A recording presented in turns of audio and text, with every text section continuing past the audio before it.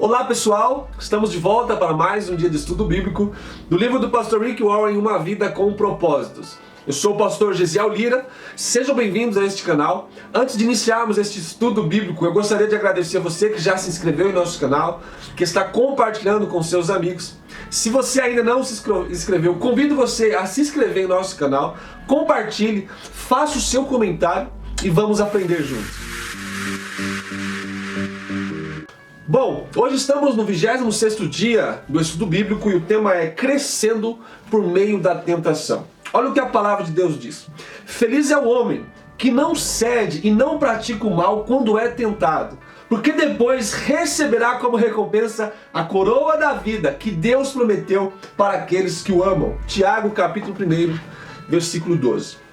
Martinho Lutero diz: minhas tentações têm sido minhas mestras em teologia. Então, quando falamos em tentação, precisamos entender que toda tentação é uma oportunidade para fazer o bem. Então, na nossa vida, no caminho de amadurecimento espiritual, cada tentação se torna um degrau. E aí você precisa olhar dessa maneira. Alguns olham como pedra de tropeço, mas você precisa entender como um degrau que está te acrescentando algo. A tentação, ela vai te dar uma escolha. Você é tentado, então você escolhe ceder ou não.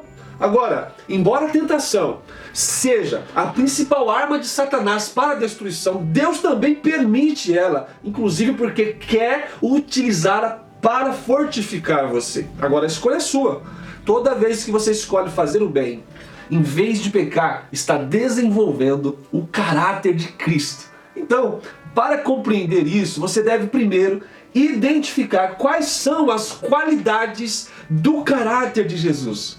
Quais são? Bom, você pode observar nos evangelhos, mas eu queria citar para você Gálatas 5:22, uma das descrições do caráter de Cristo. Está lá: amor, alegria, paz, paciência, bondade, benignidade, fidelidade, mansidão e domínio próprio. São 9 características. E essas 9 características, essas qualidades, são uma expansão do grande mandamento e fazem uma bela descrição de quem é Jesus Cristo. Ele é a perfeição do amor, da alegria, da paciência e de todos esses outras características do fruto que eu citei aqui.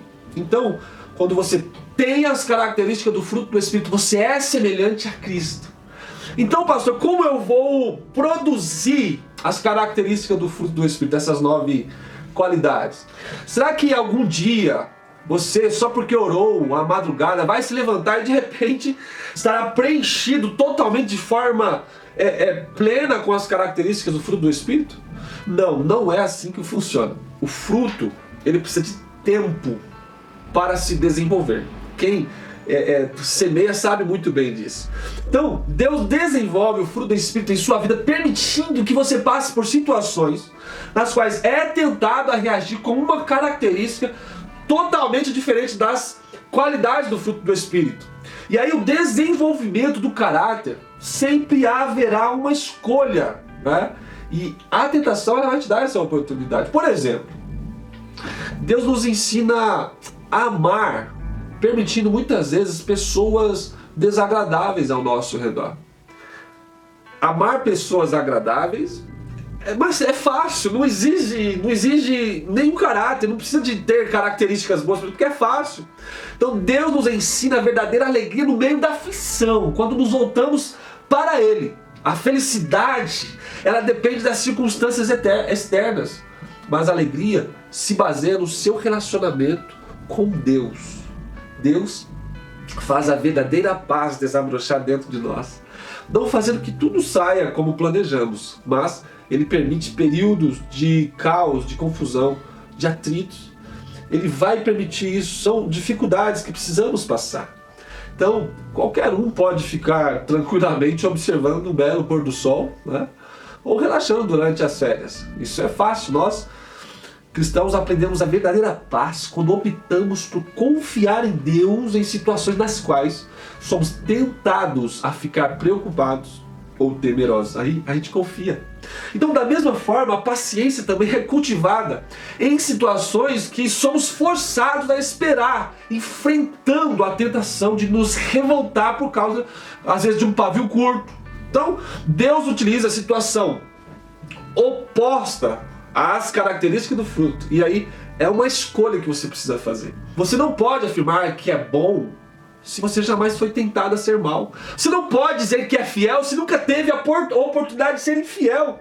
A integridade é construída ao se derrotar a tentação da desonestidade. A humildade cresce quando nos recusamos a ser arrogantes. E a resistência se desenvolve toda vez que resistimos à tentação de desistir de alguma coisa. Então, cada vez que você derrota uma tentação, torna-se mais semelhante a Jesus. Como a tentação funciona? É útil saber que os truques de Satanás são os mesmos desde a criação. Todas as tentações seguem o mesmo padrão. Foi por isso que Paulo falou em 2 Coríntios capítulo 2, versículo 11, que somos bem familiarizados com seus esquemas malignos e não ignoramos os seus ardis. Então, na Bíblia, aprendemos que a tentação segue um processo de 4 fases que Satanás usou desde Adão e Eva e até mesmo com Jesus Cristo. Na primeira fase, Satanás identifica um desejo dentro de você. Pode ser um anseio pecaminoso, como o desejo de vingança ou de controlar os outros. Pode ser um anseio normal e até mesmo legítimo, como o desejo de ser amado, né? Ou talvez o desejo de ser valorizado. Então a tentação ela começa quando Satanás sugere com um pensamento que você ceda a um desejo maléfico, ou então que realize um desejo legítimo da forma errada ou na hora errada. Existem muitas pessoas fazendo coisas erradas com intenções boas. Então, deixa eu te dar um conselho. Tome muito cuidado com atalhos, porque frequentemente atalhos são tentações. Satanás ele sussurra: você merece isso, você deveria ter isso agora, vai ser bom, vai ser emocionante, olha, vai fazer com que você se sinta melhor. E aí pensamos que a tentação está ao nosso redor, mas Deus diz que ela começa dentro de nós. Então, se você não tiver o desejo interno, a tentação não tem como atraí-lo. A tentação sempre começa na sua mente e não na circunstância que, na verdade, ela ocorre. Isso podemos observar em Marcos, capítulo 7, versículo 21 até 23. Jesus ele disse assim, ó: pois do interior do coração do homem vêm os maus pensamentos, as imoralidades sexuais, os roubos, os homicídios, os adultérios, as cobiças, a maldade, o engano, a devassidão, a inveja, a calúnia, a arrogância e a insensatez. Todos esses males vêm de dentro e tornam o homem impuro. Em Tiago, capítulo 4, versículo 1, nos diz que existe um exército inteiro de maus desejos dentro de nós. São pensamentos diários que tentam nos derrubar. E aí vamos para a segunda fase, que é a dúvida. Satanás tenta fazer você duvidar de que Deus existe, duvidar sobre o pecado, e você pergunta: será que isso mesmo é errado? Será que realmente Deus proibiu isso? Parece ser tão bom. Não é possível que Deus tenha proibido isso. E aí você pergunta: será que antigamente era assim? Aí vem a dúvida. Deus não quer que eu seja feliz, só pode. Você começa a pensar esse tipo de coisa. E aí a Bíblia adverte: não deixem os maus pensamentos ou as dúvidas levarem algum de vocês a se afastar do Deus vivo. Hebreus capítulo 3, versículo 12. A terceira fase é o engano. Satanás é incapaz de falar a verdade e é chamado inclusive na palavra de pai da mentira. Tudo o que ele disser será falso ou nada além de uma meia verdade. Ele vai tentar te enganar. Satanás oferece a mentira para substituir o que Deus já disse em sua palavra. Ele vai dizer: você não vai morrer. Você será mais esperto que Deus. Você pode se dar bem com isso. Ninguém vai saber. Olha, eu vou resolver todos os seus problemas. Isso é uma mentira. Além do mais, todos estão fazendo isso, por que você não faz? É apenas um pecadinho. Mas ele é mentiroso. Dito isso, vamos para a quarta fase, que é a desobediência. Você acaba agindo de acordo com a ideia que vinha brincando em sua mente. Exatamente. O que começou como uma ideia na sua mente, agora nasce uma conduta. E aí você cede a qualquer coisa que chama a sua atenção. Acredita nas mentiras de Satanás. E aí cairá na armadilha sobre a qual Tiago alertou.